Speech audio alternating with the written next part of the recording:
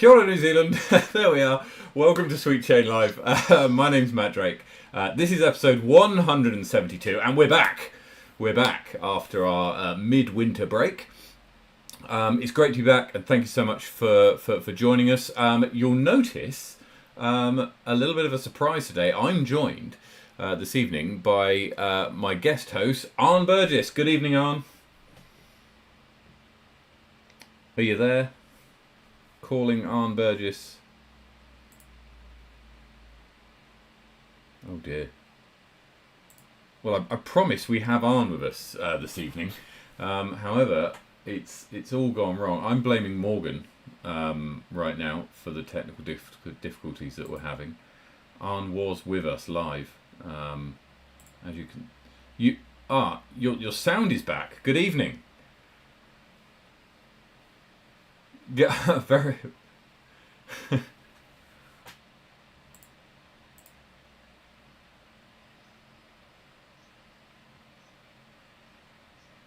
Oh, okay. You're back, sort of. We've got your audio. We don't have your video. Oh my word! Hang on a second. We don't have your video yet, but we'll see if we can get it back. How have you been?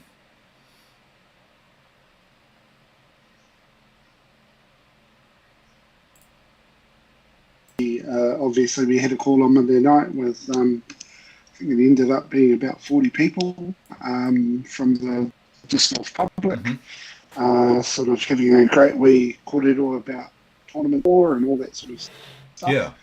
So that was good, but yeah, just been really busy, which is also very stressful. And we do have you back now. We do have you awesome. Back. There we are. Yeah, so really good chat. Yeah, was it quite busy? Did you have many people joining you? What was the kind of numbers like? Yeah, so we were somewhere between however many pictures were on the screen in front of me, plus about 32 to 37. Oh, wow. So always hard to gauge. So, Yep. Yeah, no, really good. Heaps of input, heaps of chat on the chat, and then people chucking the mics on and giving their 2 cents. And look, that's what we wanted it to be. That's sort of, we as an award for too long, and just wanted to get out there to the public and say, hey, we're chat about things. And so that's sort of where it good and where it's went, and I think it was successful. What people would like to see with the tour and potential tournaments in New Zealand and all that sort of stuff. So I'm ready to get to the end of the feedback stage, and a couple of people have put their hands up for the working group to sort of sit there and shape what the tour looks like moving into the future. Yep. So really excited. Really feel really positive about it. Fantastic. Yeah. Fantastic. I was going to say that sounds like you had a really good conversation. We're going to go through some of the the draft tour policy that you sent out. We're going to go through that in a bit more detail for anybody who wasn't able to make the call. We'll go through that in a bit. But first up, we're going to have a look forward first at Waitawa this weekend. It's the Coastal Cup. And I'm just going to try and get you back again on the old. Yeah, tell me, Matt, are we going to be pop dropping and locking, or are we just going to have a little general? No, analysis? let's try a pop drop lock, shall we? Brilliant, love it. Yeah, it's a real shame. I don't know if you've heard, but we weren't able to do this week. We are blaming Morgan. And I was really gutted because I come over to Wanaka today for tomorrow is the National Matariki broadcast from Treble Cone that I'm privileged to attend. And I snuck in a wee round this morning, really hot. Managed to the combined hot for the week of UDIS. Oh wow! With Mr. Martin. So I'm really gutted, but hey. I'm on the show now, so I can put it out there. I was joint. You can. Very well done. Very well done. Yeah. So you managed to play Lismore today. Did you get out to any other courses in the past fortnight? I played in the last one. I actually played the Cromwell course for the first time ever on Sunday. Sunday. Yeah. Pretty cool. But other than that, just sort of the regular. Morgan convinced me into the only round at Jardine, and I don't quite have the as. But yeah, it was enjoyable. And then a couple of Gardens rounds where I played with Morgan and shot pretty good for me. And then he also scored a round with someone that used my name in Nudisc. I'm not saying it's me because they shot way over par, and that's just not me. So I don't know who he was playing there with there, but yeah, no, heaps of disc golf this week, which is great. Good stuff. Good stuff. It's been quite busy here actually, so I've not been able to get out much. I did play a week or so ago, and there's a couple of windows in this long weekend that I'm eyeing up as well. So you never know. Maybe. Well, I am there not next week, but the week after, so we'll definitely have to catch around. Oh, you're in Wellington. Excellent. Yes, absolutely, absolutely, we will. Right, let's dive into Waitawa now. The data analytics team have done a great job actually this week in giving some more stats on some of the. That's the one I want, but it's not there. It's here. On last year's competition, these are the results from last year. Joe Berry taking it out over Jackson Sullivan by 2 strokes. In MPO, Connor McKinstry 4 strokes back. Henry Pearson and Mark Dakiv tied in 4th. It's a huge course. It's very difficult. Just to give you some stats for the championship layout, only 3 holes last year averaged under par, and 4 holes averaged under par, and the quote easiest hole averaged just 0.16 under par. Okay, so yeah, it's pretty difficult. That was that was hole 13, which was 7A. On the numbering, they had some funny numbering system. I think I saw some stuff out of the socials, and I saw that their custom stamp is it the Beast? Is that what they call Waitawa's course? That's right, the Beast in the East. Yeah, that's right. Beast in the East. Okay. So it's going to be tough. It's going to be brutal. Last year on the championship course, just 10% of holes ended up in birdies, so it was pretty difficult. And the same, it's pretty much the same on the green layout as well. 10% of those were birdies or better, so you don't get any respite if you're playing MA2 and you come up against the green course either. But let's just have a look at this year's list. Quite a compact field in MPO at least. So it should make our pop, drop and lock picks quite interesting. Yes. We don't have Vincent Wilson's rating, so should we take him out of the running for this? Yeah, I suspect his rating's about 970, but because he's not a current member, etc., then that's the reason why it's not there. Who are you?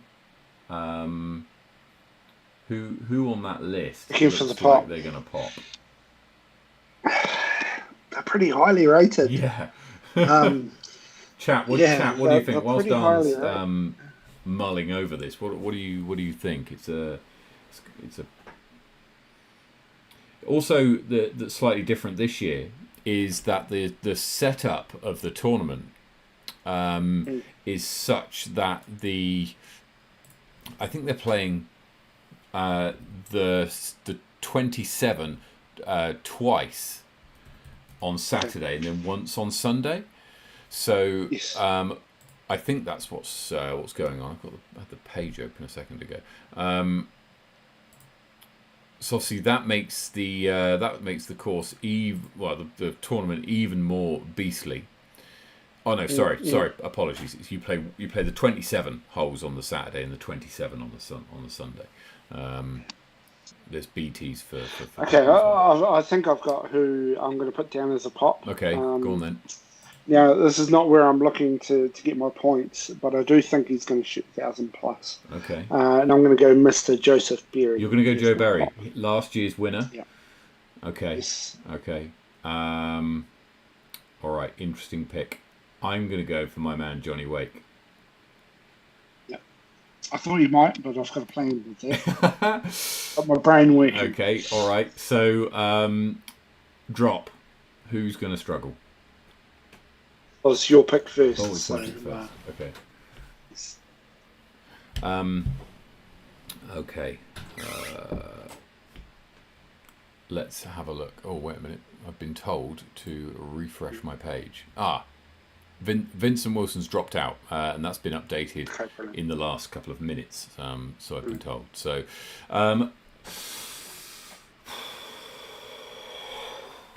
what did Jacko shoot last year? 980 and 1018. See, with these beast courses for a net, yeah. I like you can if people blow out, then there can be some really high rated rounds. Okay. I'm gonna go Jake Brennan for the drop. Jake Brennan for the drop. Yeah. Okay, I am. That's really done some things. I'm going to be the most controversial. I don't think anyone has ever backed Jacko not to do well. Okay. Right, because he's got such a history. But is that like what you're calling? The others are so consistent. I'm saying Jacko. I'm sorry, Jacko. Oh, wow. I love you. But you're the highest rated player. You've got the most room to move. I'm going to go with Jacko. Okay. And your lock? You said Johnny Wake. You had a plan. So this is it. So if we have a look last year, Johnny Wake played MA1 last year and won the division. Yes. Shot +8, which would have placed him in the top 9. It would tied for 9th if he played in MPO. However, I think it is worth mentioning that at this point in his disc golf career, Johnny Wake had 6 months experience, and now he's got 18. So and has won several competitions and shot very well since. So has he won? Sorry, I'll let you carry on with your pick, but I've got a question to ask afterwards for your lock. Okay. This is tough because I've gone him to pop. Arguably, you could say he could pop and lock, but that's not allowed because it's not allowed for 2 reasons. One, you can't pick the same player for both, and also you already picked him for lock. Okay. Let's go back to back. Back to back, Joseph Berry. Let's say Joe Berry. Yeah. I think there's every chance. Awesome. So my question there was going to be, of the tournaments that Johnny has won, what is and I'm not saying that this is a better quality field or a lesser quality field, but you look at the ratings of although it's a compact division, what are the divisions in the tournaments that he has won? So he's the best player in the field. So he's got 3 wins. One of which I believe is in MPO. The other 2 are in MA1. We just saw one of them, which was the Coastal Cup, and he also won the Rapper Rumble, I think it was. The Topor Thermal Throwdown, which was AMs only, right? Which was AMs only, and was in so it would have been it was a true AM event. So let's have a look at the Disctopia by Disconnection, which is which is played at Henley Lake in Masterton. Okay, so some pretty highly rated players. Some relatively highly rated players. Yeah. Andy Davey at 965. No Jacko, no Joe. But no Jacko and no Joe. Correct. Yeah.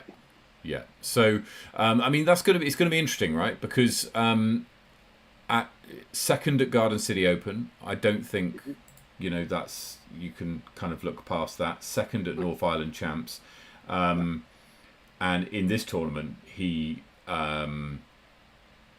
beats Joe Berry. I think Joe Berry must have competed in this. Where is he on the list? Is that yes, he did. GCO? Yes. Yeah. Joe Berry came through. Yeah. And so I think that there's every chance that he could take it out here. The Beast from the East is a different kind of course to a lot of them on tour, though. What is it? Is it a bomber? Is it a technical? I think it's technically long, if that makes sense, right? So it's the longest course on the tour. Yes. Last year we spoke about this. This came up in the quiz. You'll remember. Yes. Let me see if I can find the exact numbers for you. That's not it. Is that it? Yeah. 3,440 meters total, which was last year. Longer than Brookett. Yes, it was. It was. It was. And although it doesn't have many long holes in itself, it's got several medium to long holes, right? And so the stat that I can give you here is that out of the 27 holes that you play, 4 of them are 200 to 250. You've got 3 at 130 to 140, a couple at 150 to 175. There's quite a few of those long holes, and although I've not played the course, there'll be people in the chat who'll be able to perhaps give a better description. I think DG Crazy may well be the one of the organisers. It's technically long and technically very difficult. So especially some of the championship layout holes. So we'll see how that goes. It's going to be it's an incredibly tight division. Honestly, with only 50 ratings points separating top to bottom in NPO is relatively rare. So 3652, the new layout, longer again. See, so it's longer again. So divide that by 27. That's 130 odd meters a hole. So it's a long old poke.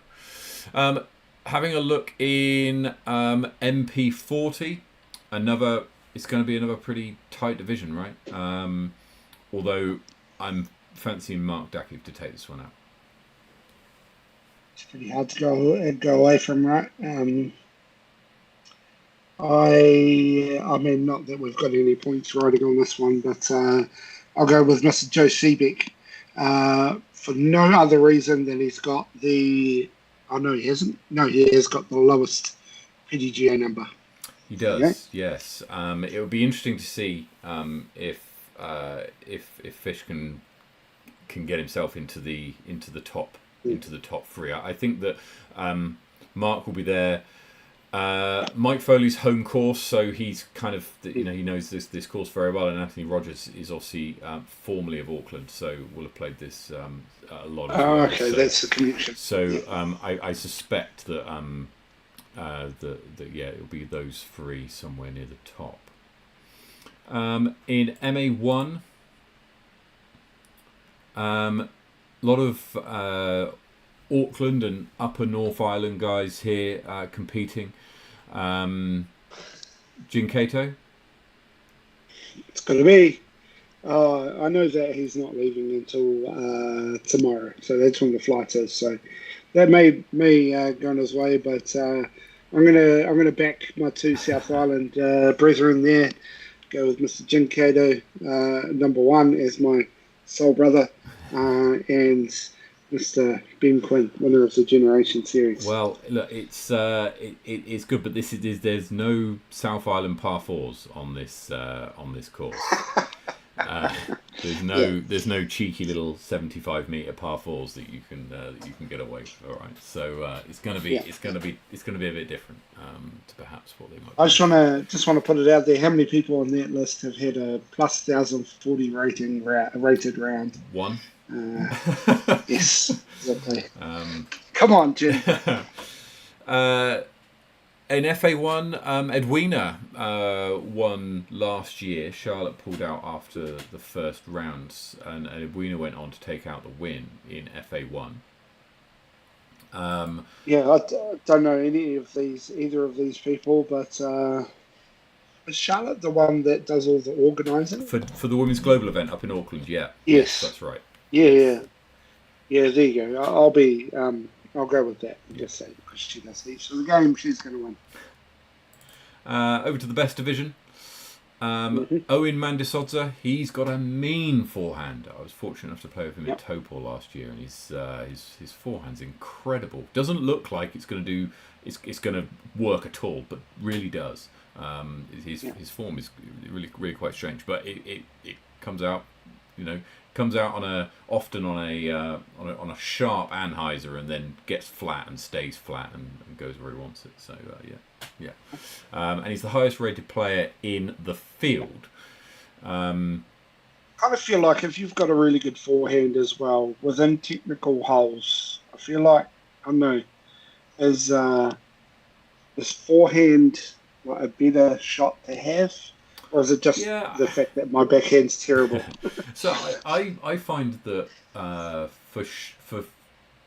I'm comfortable throwing a forehand up to about sort of 60, 70 meters, right? Anything further than that, and I'm like, actually, I just can't reach it, right? And anything lower than 50, if it's quite a technical shot around a corner where you've got to hit a gap or something, I sometimes prefer the sidearm. The forehand, sorry. And so it can be.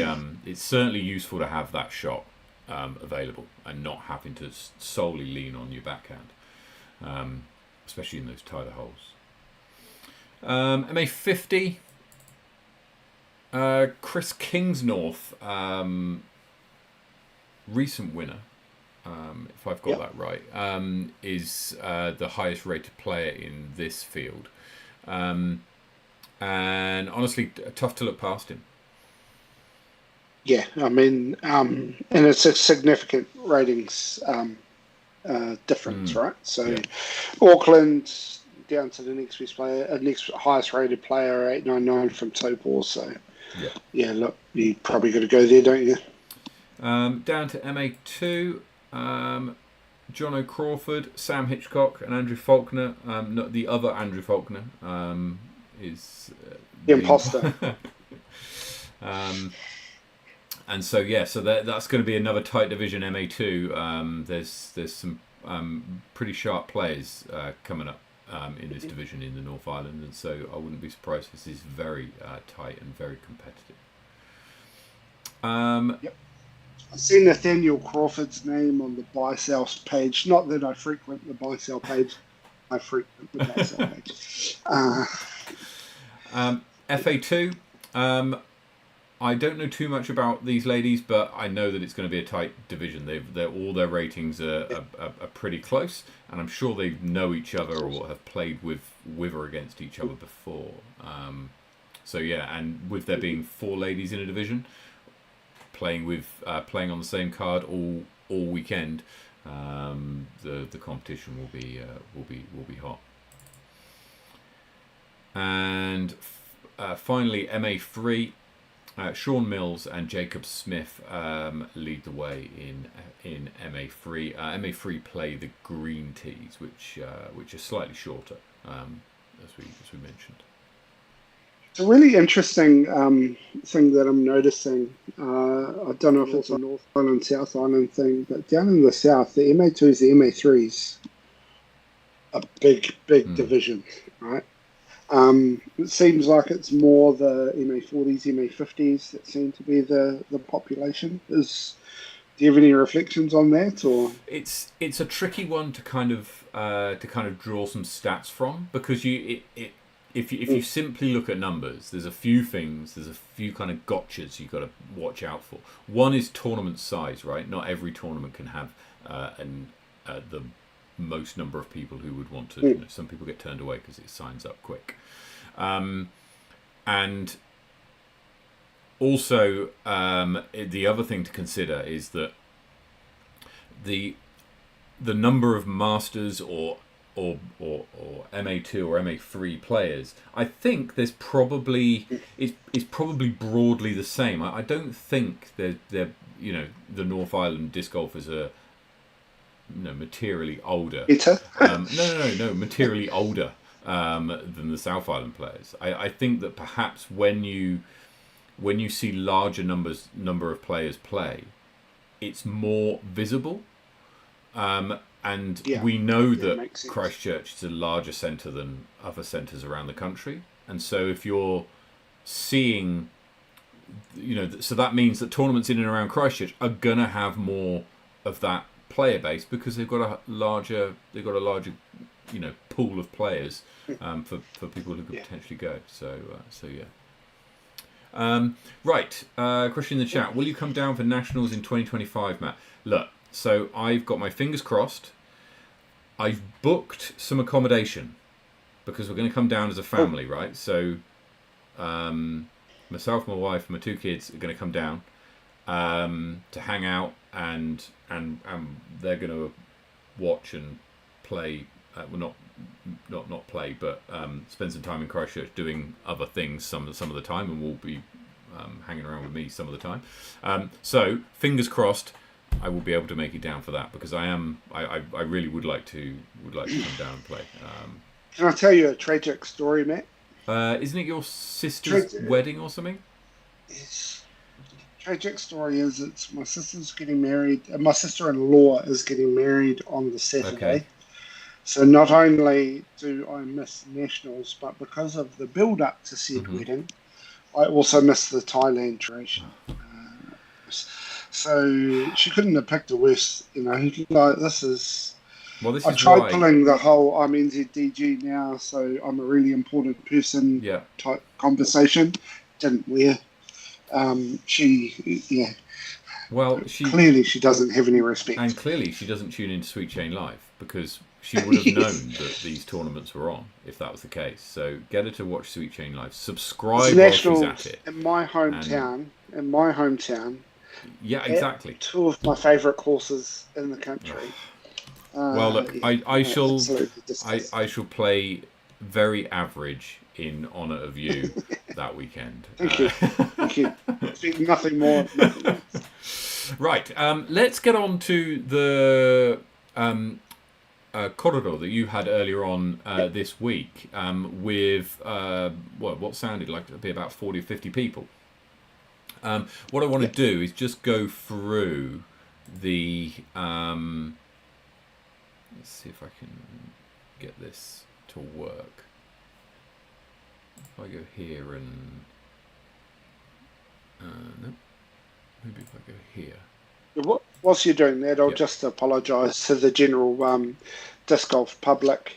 I was encouraged by my chair to run the meeting off Zoom, so that we NZDG pay for a Zoom premium account, and we'll be able to do all the bells and whistles that comes with. However, I for some reason chose Google Meet, and for the life of me couldn't work out how to record the meeting. We sat around for about 5 to 10 minutes beforehand trying to sit there going, does anyone know how to do this? So not the most professional introduction to my tenure as tour director, but good chat nonetheless. Yeah. Well, that's it, right? It's more about the content of the conversation than anything else, right? So we've got the tour policy up in front of us now. So this is a draft. I was going to say this is draft, right? So so for anybody, whatever. This is a draft. It's not finalised yet. And so if people see things in this document that they kind of prompts a question or they want to know a little bit more about, what's the process? What do they do? Send me through some feedback at the tour at nzdg. I think we're .co.nz. I don't think we're an org. Or if you're a mate of mine, or flick me a message on Facebook. I have been ridiculously busy at work this week, so I haven't been great on my emails this week. But it's feed in I suppose, how do I say this? The most effective thing is give me all of your feedback, regardless of whether it's negative, good, bad, positive, productive, not productive. The key thing is volunteers for a working group, because what we want to do is get the general feedback as a big brain dump from everyone, and then talk about it through a panel of people that aren't necessarily the board, because the board are going to be the ones that make the decision. Make the vote as to whether we're going to do this for next year's tour, whether we're going to make some fundamental changes to this year's tour. We want to be able to leave the board relatively separate and work out a group that can basically organise all of the kōrero and the points and give some recommendations to the board. And then the board it just makes their life a little bit easier, because they've all got their own things to deal with. Lucinda with comms. And can I just say, before we get into this, shout out to Lucinda Rawlins, because I think she's smashing it out as far as social media goes. I have to say, I've seen an improvement myself in terms of the frequency of the posts, and also the timeliness of them, right? Their relevance to when they've occurred. Yeah. That's the easiest way. Send me the feedback. Once I got a few volunteers from the meeting the other day to say, I'm quite happy to sit on that group and help you there. And then we'll just in a week or two's time, I'm going on holiday after Sub-Zero. That's when I'm coming out to Wellington, so I'm going to take a break. But after that, I want to pull everyone in for a chat to sort of disseminate through all of the kōrero. Make a couple of recommendations. Look, I think it's probably a little bit unfair to make any changes for this season. So when I spoke a couple of weeks ago about changing the points and all that sort of stuff, I was probably speaking out of turn. And so it's what I think I got the most out of on Monday night is there is mood for change. There is mood for change, but don't make change for the sake of change. It's be purposeful about it. Yes, the game is in a new place, but there is room for C tiers, there's room for B tiers, there's room for everything. Let's work out how we can get something cool. Okay. All right. Let's have a look. So we've got, this is the contents. We'll get to the contents as we go. So I'm going to kind of skim over this, because a lot of it is stuff that exists already, or stuff that is kind of already known, right? So I'm just going to skim over it, and I'll pick out the bits that I think are relevant. If you think that I've skipped over something which is important, then please let me know. So first up, majors being 70 points. This is new. This is a change, right? They're 60 currently, are they? Michaela's my guru on that. I thought that was the same, but I thought it was 40, 50, 70. Okay. Is the way that it currently stood, but I can't switch screens, otherwise my internet might freak out. I like the minimum sizes and player capacity and definitions is fine. Minimum of a B tier, I think that's probably right. That's like it is. And registration open 4 months prior to the event. I like that there's a standard set for how far ahead of an event registration will open. I think that's solid. That'll make sense later on when we're able to announce, when we get this influx of enthusiasm about running the majors, and we're able to announce a year or two out in advance. Then you've got tour events. Now these have been split. So previously you had majors, tour, and minors, and all of the tour events were 50 points. All of the minors were 50. 40, Yep. and all of the majors Yes. at 60 or 70. But now we've got different tiers within the tour events that match up to the tiers within the PDGA, right? So if you're running an A tier, and there's more on A tiers later, then it's a 60 pointer. So you there's something a little bit more on the line, like as there should be, right? Because if somebody's saying, look, I want to put on an A tier, then that should perk interest around the country, right? People should be going, oh, actually, this is going to be a prestigious event. And there's to reflect, I suppose, and as we go into the document later, you'll see, like, if you actually read the requirements of an A tier, they are astronomical. Yeah, they it's really not are. just about money, it's about the level of work that goes into delivering them. Yeah. And so what we wanted to do is uplift them so that, because all of the conversation around DGPT and whatnot potentially coming, I would have thought we would want to run a few really decent A tiers for a couple of years before we even got to that conversation. Yeah. But hey, if the wave's coming, we've got to get there. So how do we do that but not diminish the most important thing, which is the majors? So that was my thinking around that. Look, I've had a decent number of conversations with people since writing this and since Monday and so on and so forth. I'm not too sure that my thinking still aligns this way. I think A tiers, I would like to differentiate between tiers. Yeah. So it makes it clear that if you do step up and move to the next level, there is something in it. But maybe there is some practicalities for some tournaments, right? Yeah. Some of the requirements around B and A tier at some place like, the only thing that I have in my head is Paradise, where they go up a week in advance and do hours and hours and hours of work on the course where they can, because it's I think it's a national park. To meet the, you can't use grass transitions as OB and must have cut grass everywhere and that sort of stuff. So it's not overly practical. So got to work with the PDGA to work out. I feel like New Zealand is a unique country. This is what I've picked up and recorded all since Monday. New Zealand is a unique country, and I think our value add to the entire disc golf world is our natural beauty. And so some of the requirements of these higher tier tournaments are unrealistic for our piece of natural beauty, if that makes sense. Because it's just impossible to get Paradise to a golf course level course, right? Yeah. If we do follow the parameters of the international program guide, then all of our majors have to be on ball golf courses. That's the way that it reads, essentially. And I love ball golf courses, but that's just boring, Yeah, I mean, so that's an interesting take and a decision that will need to be made over whether over whether there's a feeling that, look, if you can't reach the standard, then perhaps the venue, however picturesque it might be, and I'll get a lot of flack from people saying you can't say that, right? However picturesque it might be, isn't suitable for a major. Right. Yeah.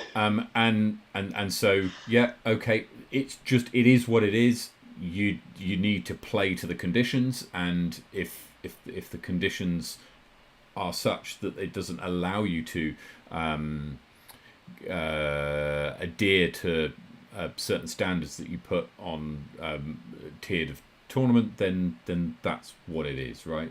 Or do you say, well, do you know what? Actually, let's not be pedantic for pedantry's sake. Let's try and be a bit flexible with this and say, if you've got something different to offer, then maybe concessions can be made. And so that's a decision that NZDG, I guess, will have to come up with, and they'll be kind of putting a stake in the ground and kind of saying, look, this is what we believe when they come up with that decision, and which is the way it should be. I think we can be flexible. The thing, I grew up playing ball golf, so I always go back to ball golf as an example. To me, the most iconic hole in all of golf in the world is hole 17 at Sawgrass, which is where they play the Players' Championship. Okay. I'm not And that familiar. is You're going to have to describe. so it's the one where it's basically a really small island in the middle of a lake. Okay. And it's a par three, really short. You tee off into the thing. The greens are really fast and blah blah blah. Mm-hmm. But the Players' Championship is known as the fifth major or the unofficial major of the PGA, and it's to acknowledge that the iconicness of the course without, they can't change the majors, right? Yeah. The majors have historic value and all that sort of stuff. Yeah. So it's the way that they can sit there and say that this is a really important course to us, a really important tournament. However, so maybe we can get there. Yeah. I think about last summer when we had Corey and Nate and Sullivan and all of those players come over. Like we want to give them a taste of paradise. Like I live in Queenstown, so I'm biased. It's the best that we've got to show as far as scenery goes. And that's why I think Henry went after those topals, those paradise, because he knew that that was a sellable product to the pros. Yeah. Come and see Lord of the Rings country. Come and play the top 100 disc golf course in the world. In New Zealand, that sort of stuff. So I was just thinking about how will this shake up kind of tour points and people's standings, etc. I'll just say it's inequitable. I think that I'll come out and I'll say that's what's made me reconsider my position. Inequitable. Inequitable, and so it means that certain parts of the country don't have the ability or don't currently deliver ETS. So, having, I think I don't know if there's much conversation around the 60 and the 70. It's more around the 40 and the 50. That's where the sort of real feedback. So, looking at these points, and the points per different tier, what I suspect will end up happening is that in a tour season, you're going to have 3 70-pointers. If this was to go in as it is, right, you'd have 3 70-pointers. You'd have maybe 2 50-pointers, maybe 3, but I'd be surprised if it was any more than that. 2 to 3 50-pointers, and then a whole bunch of 40-pointers, like, I don't know how many. Loads, right? 40 plus. Sorry? What do you mean? 40 plus, 40 plus. So last year I did some stats. There are only 22 tournaments on the NZDG tour, but let's go to Utopia where everything's sanctioned in New Zealand is on the NZDG tour, which I would like it to be recognised or have some alignment to the national body. There was 20-something-ish. No. It was about a 12 tournament difference between the south and the north as far as CTs go. Okay, so, but I mean, you're going to have, across the country, you're going to have a whole bunch of 40-pointers. What it's going to do from a totting up points perspective is it's going to mean that you have to perform well. One, you have to play both majors, or at least two majors, if you want to have a chance of winning your division.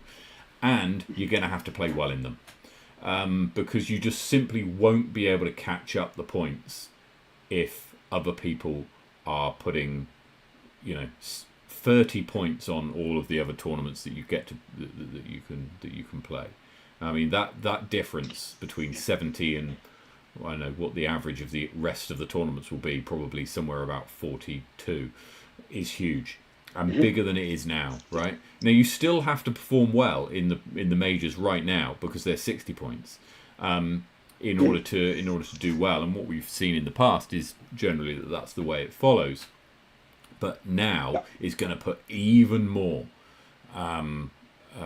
focus and necessity to perform well in the majors. Now, personally, I don't think that's a bad thing.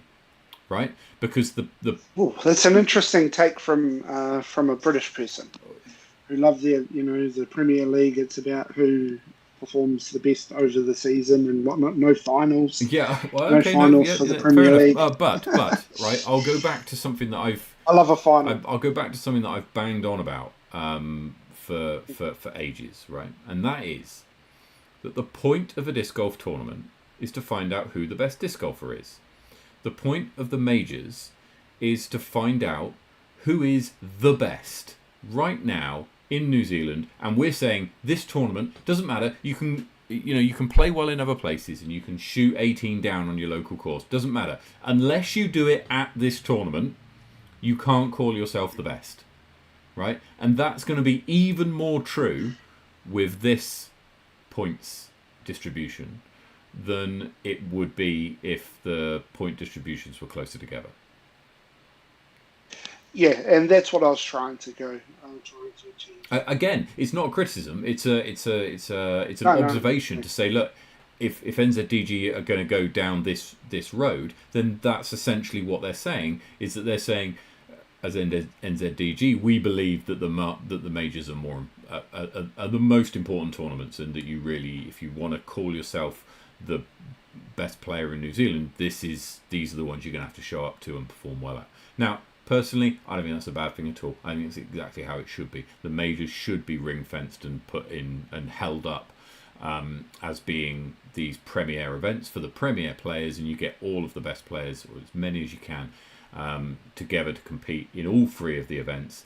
And I think you talk about this later on, you make the events prestigious, you make them memorable, and you make them ones where people go, wow, you know what, I definitely want to go and play in that major again, because I can see why they call it a major.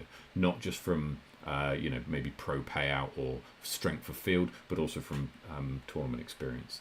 And I think that's mentioned a little bit further down as well. So yeah, no, I don't necessarily have a problem with it.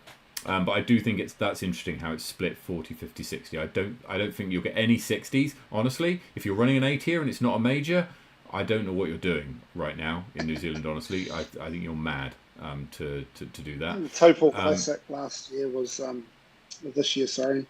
Topol Classic TU was an A tier. Yeah, it's like, wow. It's probably the only one. I mean, if you can pull it off, then you're doing great. But honestly, I don't think it's necessary.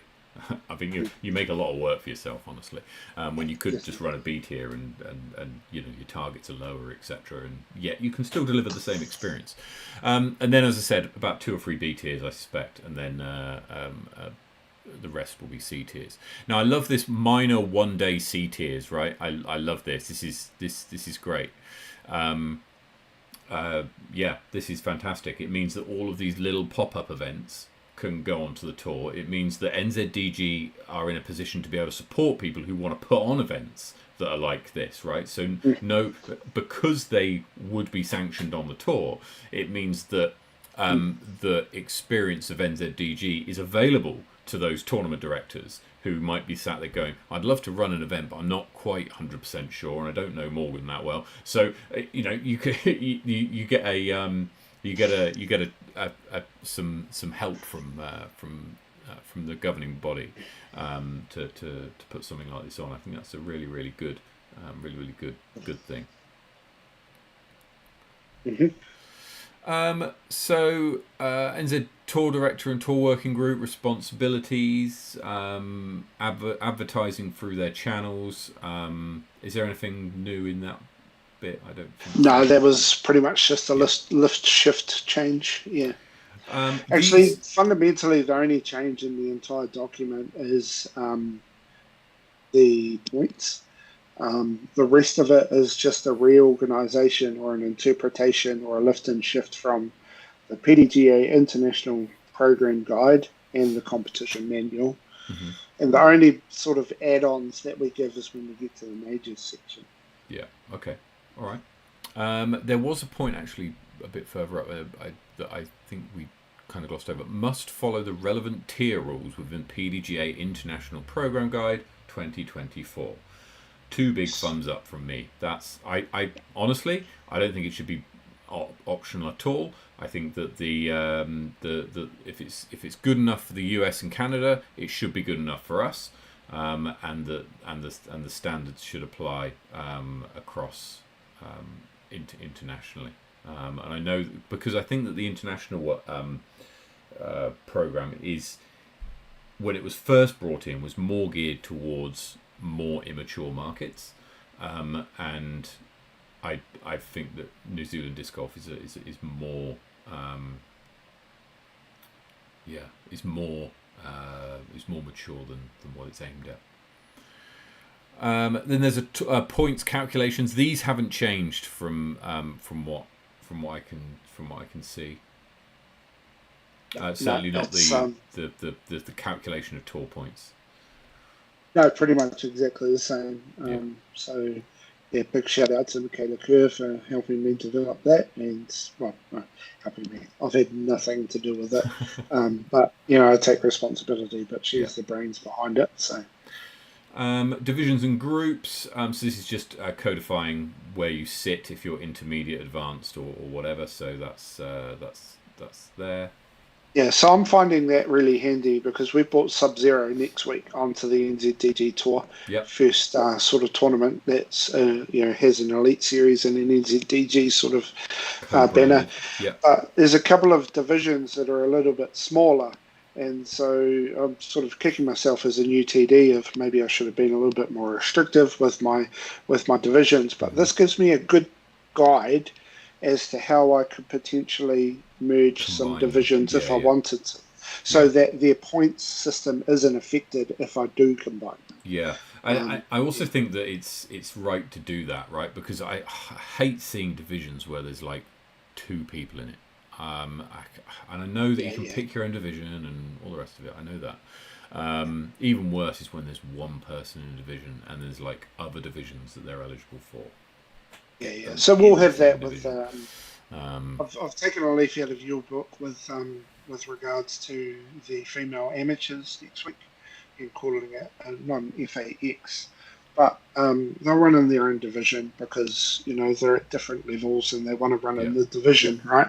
Some are playing off, they're all playing off BTs, but at least then I can sort of group them together and I can give them an overall. Because they're all playing off the same layout and so on and so forth. And we can group in. It's not their prize isn't just a chocolate bar or something like that. If it was, just the one of them, I can actually sit there and go, we can give you something decent because there's more of you. Links to the program guides, which is all very well and good. Registration requirements. So this, tournament directors and officials. So this defines like who you need to be doing what where in order to be able to adhere to what having relative officials on the course. And this is useful because you need people who know the rules to be able to be available for queries, etc. That wasn't our rule as well. That's PDGA's rule. So, but it's something sometimes that it's not done, right? Sometimes it's not done. So registration, kind of ahead time. So they're just setting these out. I'm fine with it. I'm glad that it's been codified. But these seem reasonable. Priority registration. This is interesting because what we have seen in the past is members of a geo team. So what I mean by that is Christchurch Disc Golf Club, right? If you're part of Christchurch Disc Golf Club, for example, you can register early for a particular tournament, and that's something that I've taken advantage of in the past by joining Christchurch Disc Golf Club for the purposes of being able to get priority entry into a tournament.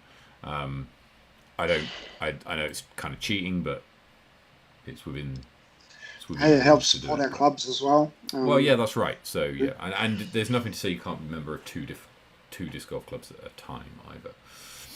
I think I belong to 3. I was a member of 3 as well at one point. Invercargill got my money.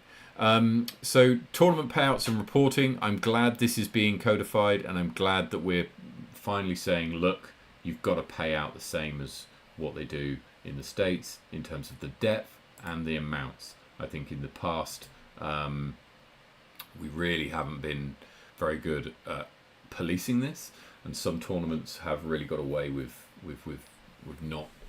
not paying out perhaps as much as you'd expect. I I will just point out just to remind everyone that this is draft. This is a proposal, so this isn't the rule at the moment. So Yeah. please Yeah, don't totally. go chewing off TD's heads if they haven't, quite given you the Whittaker's a block of chocolate rather than the Cadbury. But also, it's not the same as the states. It's the international program grade, which is slightly lower.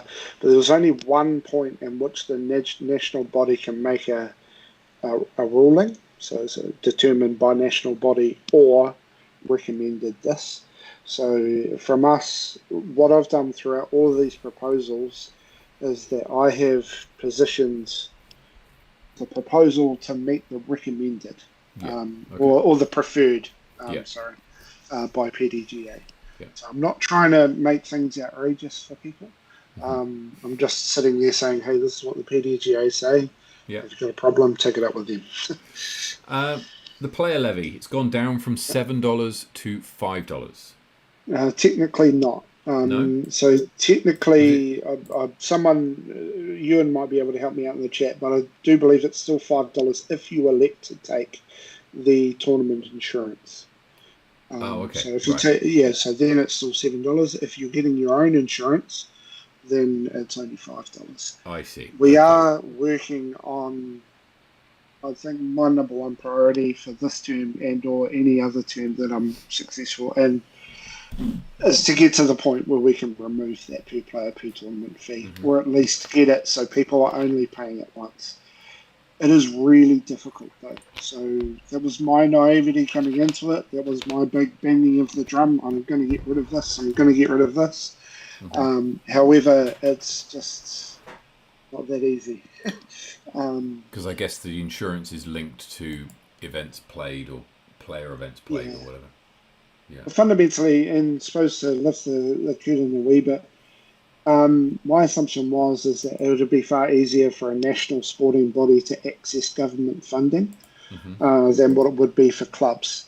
I have never been more wrong in my life.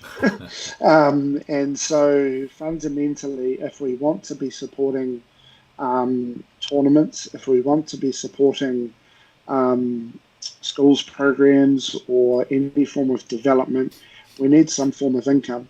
Yeah. And at the moment, this is not our only form of income, but the biggest one. Yeah. So, So there's been a question in the chat, yes. which is perhaps, I don't know if you can see the chat. Yeah, so the Hayden's question. Hayden asks, sorry to put you on the spot, but why would any TD want to put their tournament on the NZDG Tour? / what are the incentives for TDs doing that? / why would a player want to play an NZDG event specifically? Yeah, so that was pretty much one of the biggest feedbacks from Monday night is what is the value add? What's the value proposition of being on the tour? So in my stats, there was 75 sanctioned PDGA tournaments in New Zealand for the last tour season, and only 22 of them were on the tour. So what, it was rightly brought up, we need to go to those 50 tournament directors and go, why? And fundamentally, I think it is because I don't necessarily think, and I don't mean to be too critical of previous boards, I now understand some of the difficulties. It's not visible as to what we're spending that money on.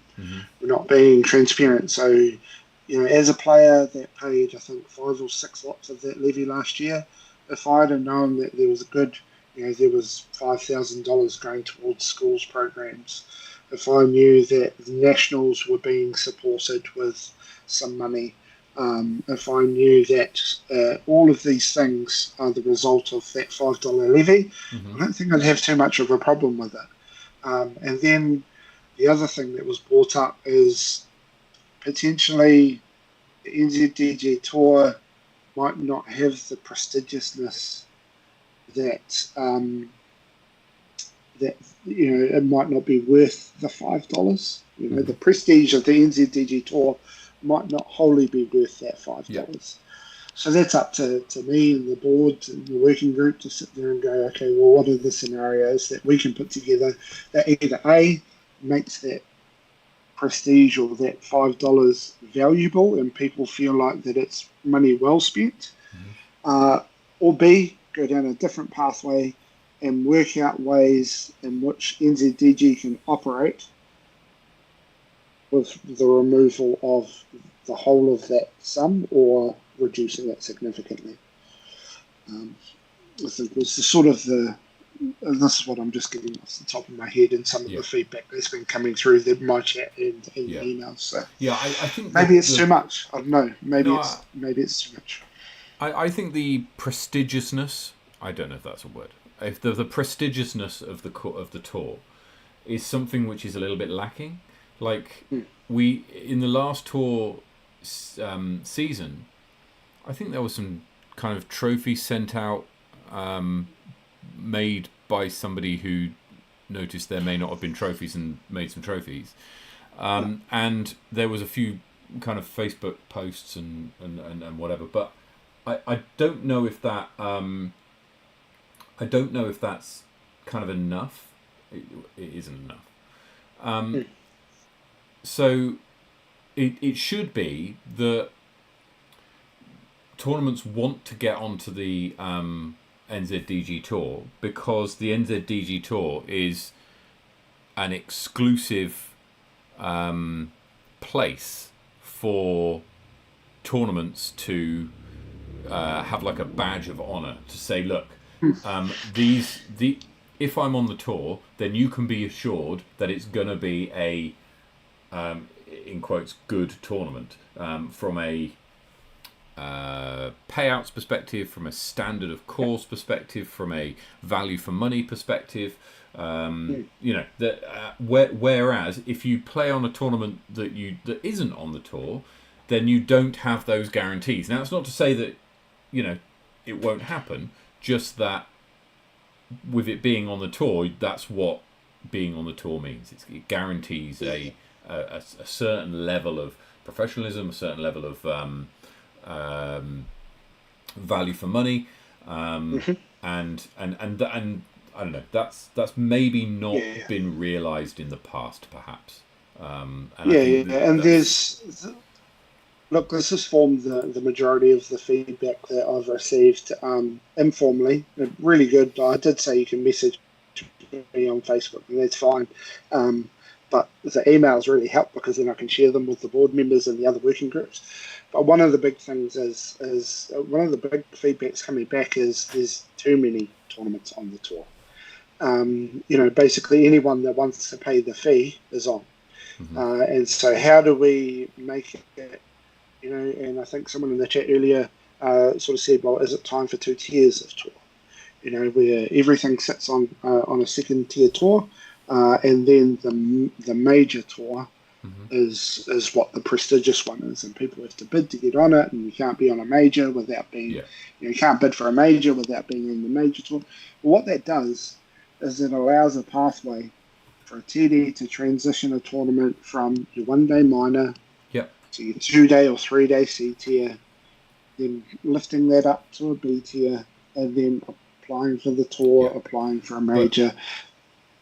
But if there's nothing for the players that play in those tournaments to say, I'm the best player because I played in these events and won them, then what difference does it make? It being on the tour or not. And so I think that level of prestigiousness needs to go up. You should want to prefer to win an NZDG event than another event, I think. Whereas at the moment, I don't think there's too much difference, honestly. I think that was potentially, I know people will sort of call me a little bit biased, but I think that was the value add that Elite put out last year. You're going to play this tournament, but actually we've got some big fish for you to, some big prizes there. So, the trip for Seb to Thailand, and the sponsorships for Echo and for Victoria. And it's a value add. It's all about value add. In this modern day world, this is what people are doing.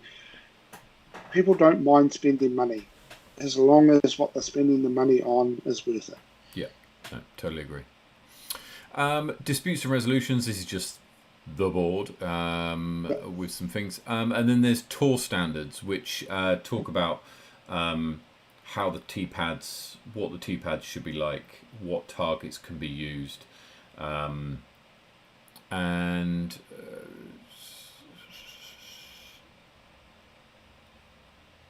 yeah, okay, so that's fine. That's yeah, I would have liked to have seen C tiers require PDGA approved standard targets rather than basic, but okay. Yeah, it's a PDGA thing for international Really? program Okay. guide. All Yeah, right. so Ewan brought up something the other day. We sit within the international program guide, which Mhm. means that we're considered a developing disc golf nation. And so we sit on the same sort of tier as your Kenyas and your, other sort of countries like that. Mhm. Who are really developing the game. Yeah, They might might only have have one one force in the the entire country. Yeah, country. yeah. So I think where UN sees NZDG in his position is, well, actually we need to get away from, we need to be moving maybe not towards the Europe and the USA, but maybe towards Canada, Mhm. or your other sort of second tier Yeah, yeah. nations, which would involve that. So Mhm. yeah. Object targets and tone poles not allowed. I completely agree. Um, and then there's a bit on out of bounds. I like it. Well, I love to see going to tournaments and seeing like the 10 meter line put out. I love going to tournaments and seeing string or or painted OBs. I think it's great, and it really it's a lovely little touch that I think is it screams I've put loads of work into this tournament, and that just makes me feel good that I'm playing in an event that someone's put so much work into. Yeah. The example that I Hayden, go on. sorry, carry on. Oh, sorry, Hayden. I was just saying, Hayden and the dish shop crew helped us out with GCO this year, and he bought about 1,000 of these little nails with little orange tufts. Hmm. I think you see them sometimes in artificial football fields, Yeah. in softball fields. So little tufts, orange tufts, and he did every single basket, 10-meter circle, and bright orange tuft that isn't going to affect your disc, Yeah. any skippage or anything like that. And it just, for me, that was my favourite part of the tournament. Yeah. Just a little subtle difference. Because I've been to tournaments where they have the string tied to the rope, tied to the basket, and put Hmm. under the basket so you can measure it if you want to. I think that's a great addition as well, but for like a C tier or a Yeah. or a Yeah. lower level B tier Yeah. maybe. I can remember going to I think it was in Masterton a year or so ago, and all of the OBs were marked out with string, and that's a long course to mark out. Yeah. So yeah, I that was think fantastic. GCO version 1 is something like, someone's going to tell me I'm wrong, but it was something like 30 kilometers of string. That's crazy. Yeah. Maybe I need to find a disc golf string manufacturing business, and that'll be in the money. Okay, so marking out Mandos, I think this is all right. This is just the things that you should do, right? Yeah. C And tiers, 10 that's, meters. Okay, yeah, that's. I can say not required, but preferred is yeah. because even if you go round with most courses, you can probably go round with a spray can on a 10 meter bit of rope tied to the basket. Do your line. Do you know what I mean for the 10 meters? Yeah. And even something like that makes a huge difference. I think. Maybe little dots and things like that. I do, and again, this is just a PDGA thing. I've interpreted it straight from the book, Yeah. but I do feel with regards to paint and things like that for lower level CTs especially, because a 10-meter circle around is like half a can of paint, and so when you're looking Okay. at sort of $15-20 a can, that's another couple of $100 that you're taking out of the player payouts and things like that. So I do understand, but yeah. For B tiers, practice areas, this is great, right? So A tiers must be available 3 full days prior. Wow. I mean, that's PDGA, not me. Yeah, no, I mean it's good, right? That's probably that might preclude a lot of places, right? Because if you're hiring a course for a ball golf course, for example, for days on end, and you've got a 3-day tournament, you're doubling that with practice. That's going to That once I really read into it, especially with regards to A tiers, it just sort of started to read like, holy crap. Yeah. And then I've had the privilege of getting a sneak peek at some of the DGPT requirements, and oh man, he might kill me for this, but I think it's a week prior or 10 days prior that the course needs to be available. Mm-hmm. It's massive, so it's ridiculous. Next level. Then we've got some major event standards,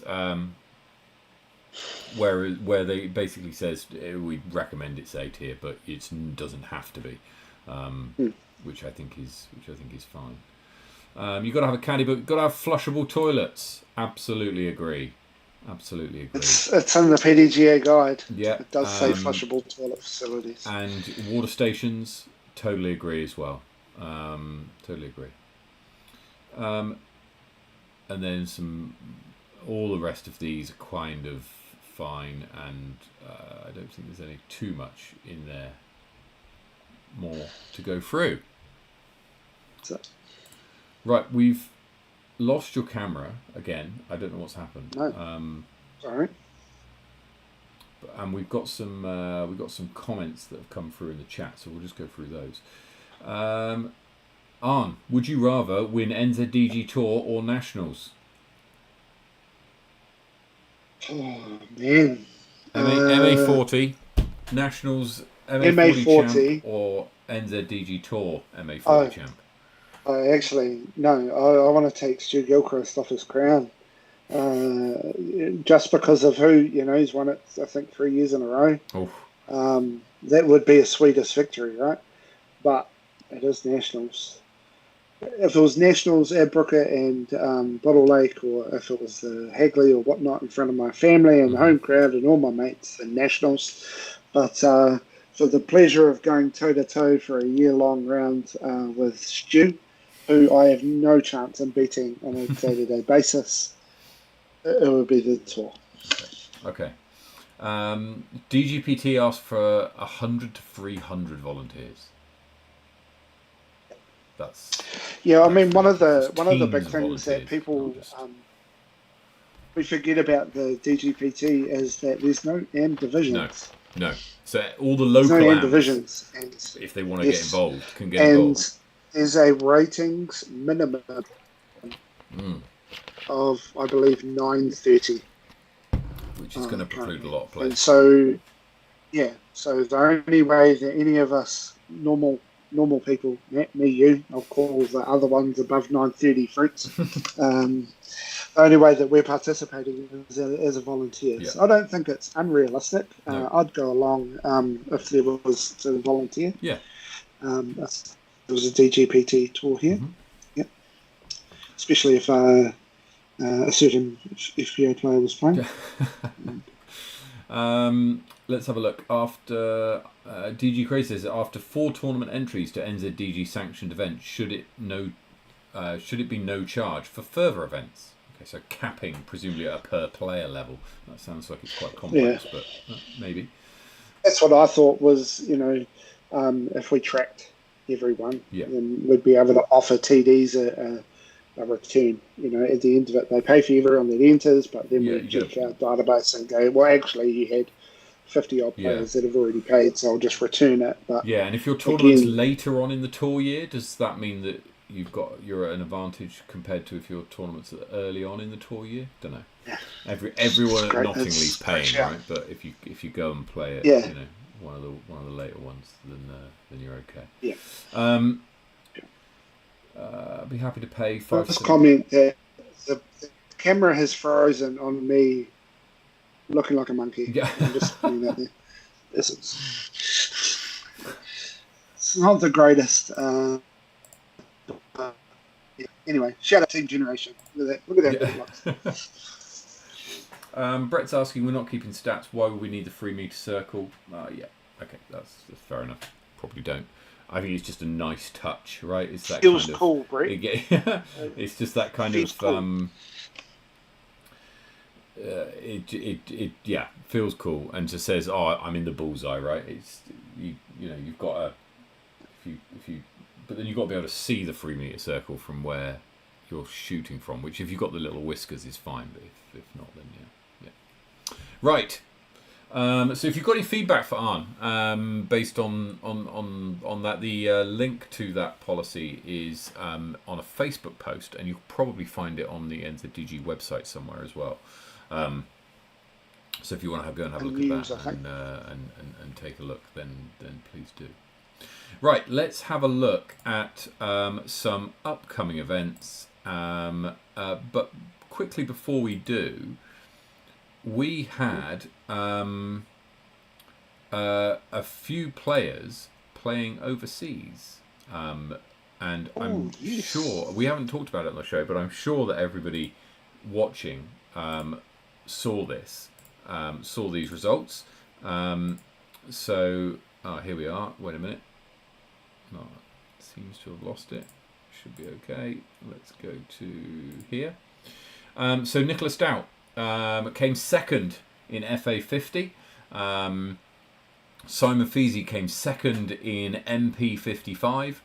And Russell King was competed incredibly well in MA 40 at the PGA Amateur Masters Worlds. So congratulations to all three of those players. Did New Zealand proud, and came away with some silverware as well, which is incredible. Simon Feasy takes part in the Majestic, which is this weekend over in America as well. So look out for that.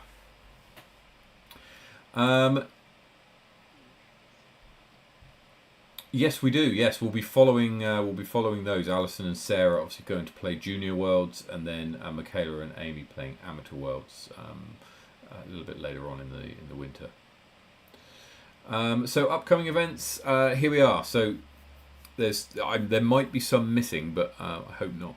Waitawa is this weekend. Sub-Zero weekend after. Then a bit of a break to the Tucker Beach Rush. Really looking forward to the Tucker Beach Rush. Francis versus Levi for the first time in a while. So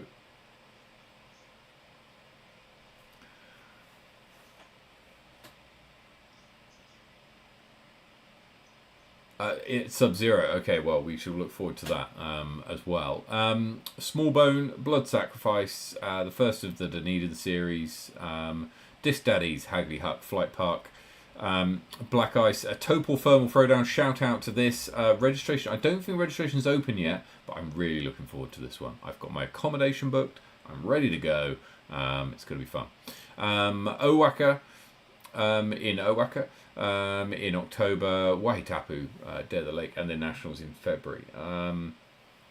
So yeah, would love to see some more North Island events on here, if I may say. Right? There's two North Island events. One of them is in Tauranga, which is the Extreme, which earlier on this week was announced as being the hosts of North Island Champs. So if you want to get ahead onto a major, then make sure you get yourself registration registered for that. Registration opens on Monday, so set the alarms. I think it's 7 o'clock that it opens. So make sure you're there for that. We will be getting Hayden on the show in a few weeks' time, or at least closer to the event, to talk through the Extreme, what makes it going to be a bit different this year, and how different is it being a major. So yeah, in a few weeks' time we'll have Hayden on to talk us through all of that.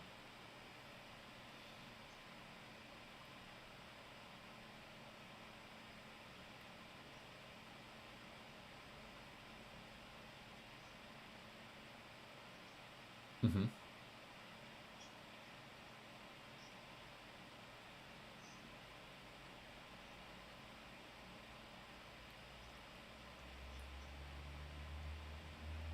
Mm-hmm.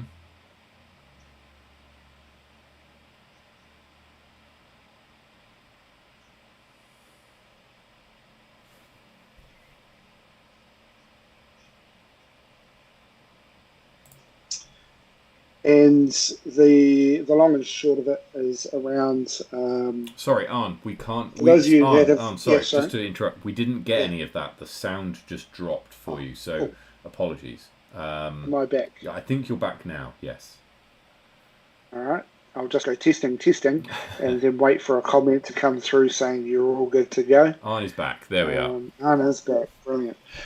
Yeah, I just wanted to say that I want to be upfront and honest with the fact that pre my getting onto the NZDG board, I made a members motion for North Island Champs to go back out to tender, and it was also my decision and my recommendation to the board that we don't do that, because I was presented with an opportunity through discussion with him and the Tauranga Disc Golf Club that I'm sure that once you get him on in a couple of weeks, he'll be able to show you and give you the goosebumps that he gave me in this pitch. And in all honesty, we want to be moving with regards to where the next season's majors are going to be. You know, I wanted something locked away in a surety. We pointed out a few weeks ago that Moonbase is our current preferred South Island Champs venue. That's the Disc Golf Wanaka and us are in discussions and negotiations about what that looks like and all that sort of stuff. So we just wanted to get everything in the calendar as soon as possible for people.